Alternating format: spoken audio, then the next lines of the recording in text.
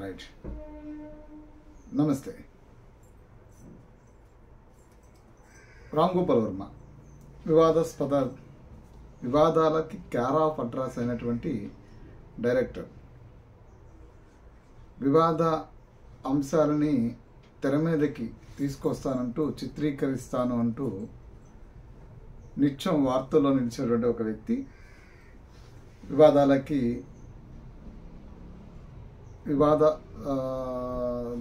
వివాదాల దర్శకుడిగా, వివాదాస్పద దర్శకుడిగా పేరున్నటువంటి, గుర్తింపు ఉన్నటువంటి ఒక వ్యక్తి రామ్ గోపాల్ వర్మ. గతంలో చంద్రబాబు నాయుడు అరెస్టు సమయంలో రాజమండ్రి సెంట్రల్ జైలు బయట ఒక సెల్ఫీ దిగారు. బయట నేను, లోపల అతను అని. సో దానికి సంబంధించి తర్వాత వ్యూహం అనేటువంటి ఒక సినిమా ద్వారా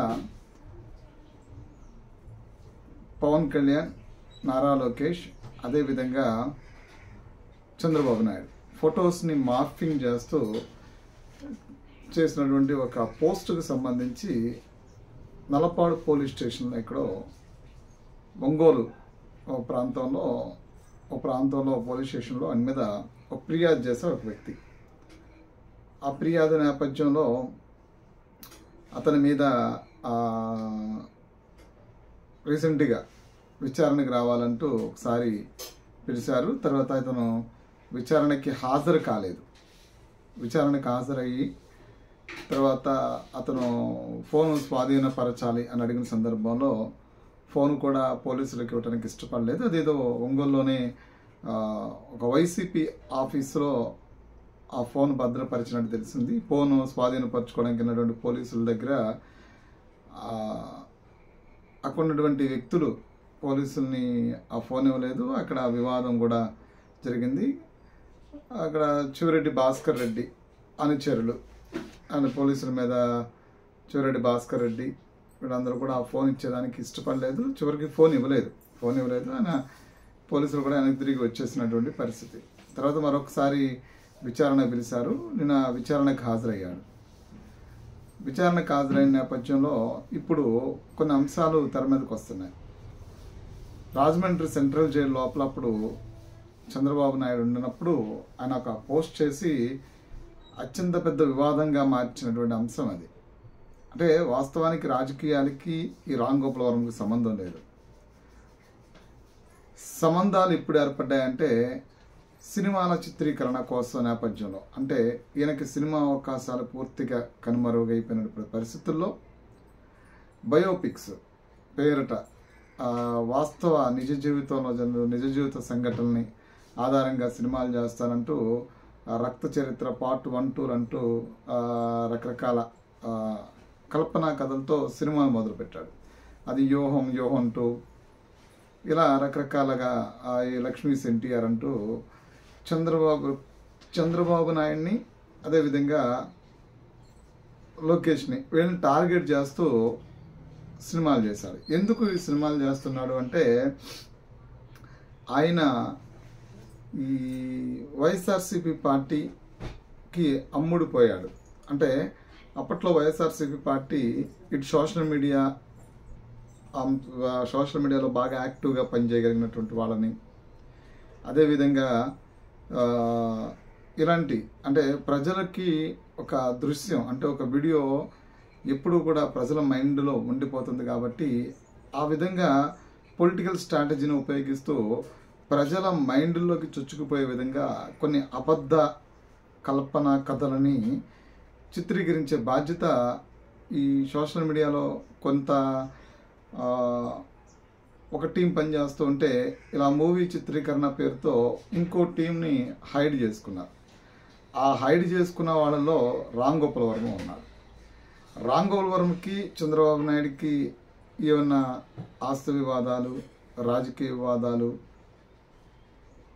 ఇలాంటి వివాదాలు ఏమైనా ఉన్నాయంటే అలాంటి వివాదాలు ఏమి లేవు. అసలు రామ్ గోపాల్ వర్మ ఎవడో చంద్రబాబు నాయుడికి సంబంధం లేదు.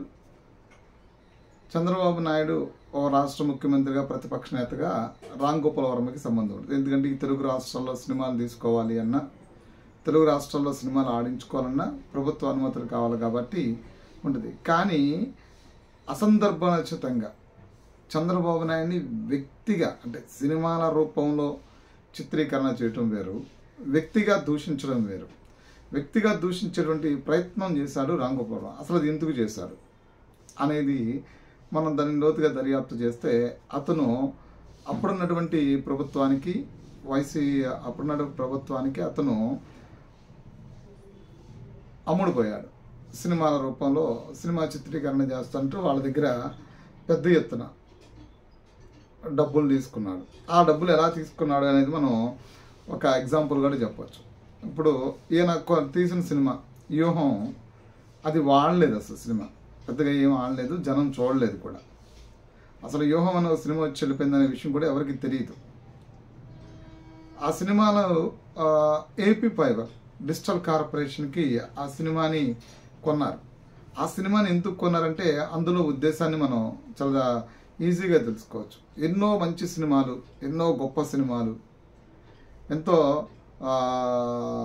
ఇదున్న సినిమాలు అంటే కమర్షియల్, ఎన్నో గొప్ప గొప్ప కమర్షియల్ సినిమాలు ఉండగా వ్యూహమే ఎందుకు కొన్నారు? అప్పుడు ప్రభుత్వం వ్యూహం ఎందుకు కొంది అంటే అందులో పొలిటికల్ అటెన్షన్ ఉంది. పొలిటికల్ అటెన్షన్ ఏంటి అంటే ఆ సినిమాని ప్రభుత్వం కొని ప్రజలకు ఉచితంగా చూపించి దాని ద్వారా రాజకీయ లబ్ధి పొందాలి, దాని ద్వారా చంద్రబాబు నాయుడిని మీద ప్రజలకి వ్యతిరేకత తీసుకురావాలి అనేది. ఎందుకంటే అతను వ్యతిరేక యాంగిల్లో ఆ సినిమాని తీశాడు, పూర్తిగా చంద్రబాబు నాయుడికి యాంటీగా ఆ సినిమాని తీశాడు. అందులో అప్పుడు చంద్రబాబు అరెస్టును కూడా ఇన్వాల్వ్ చేసి అది స్కామ్ జరిగిందన్నట్టుగా కూడా చూపించడానికి ప్రయత్నం చేశారు. ఆధారాలు లేవు, బయట కోర్టులో చూపించడానికి వైసీపీ దగ్గర ఆధారాలు లేవు, కానీ సినిమాలో మాత్రం అరెస్టు న్యాయబద్ధమే అనే విధంగా కూడా చూపించడానికి ప్రయత్నం చూపించారు కూడా.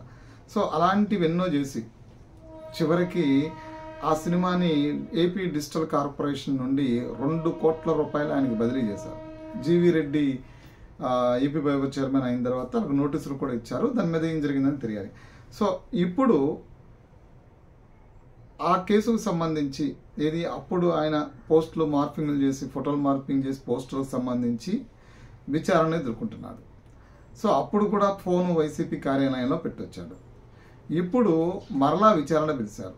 విచారణ తర్వాత ఈయన్ని అరెస్ట్ చేసే అవకాశాలు ఉన్నాయి అనేది పెద్ద చర్చ నడుస్తుంది. ఎందుకంటే ఆయన అరెస్ట్ చేసిన తర్వాత ఆయనతో మాట్లాడుకున్నటువంటి అప్పుడు ప్రభుత్వం ఆయనతో ఏ అగ్రిమెంట్స్ మాట్లాడుకుంది, ఏ డబ్బుని అంటే ఇప్పటికే పెద్ద ఎత్తున ఆంధ్రప్రదేశ్లో అవినీతి జరిగింది, ఆ డబ్బుని రకరకాల కోణాల్లో పంపిణీ చేశారు కాబట్టి ఆ డబ్బుని ఎలా పంపిణీ చేశారు, ఆ డబ్బుల్లో అంటే ఇతను సినిమాలు తీయడానికి ఏ కోణంలో ఏ అకౌంట్స్ నుంచి డబ్బులు ఇచ్చారు. ఎందుకంటే స్కిల్ డెవలప్మెంట్ వాలంటీర్లకి స్కిల్ డెవలప్మెంట్ అంటూ నైపుణ్యాభివృద్ధి శిక్షణ అంటూ కూడా డబ్బులు కొట్టేసినటువంటి చరిత్ర ఉంది.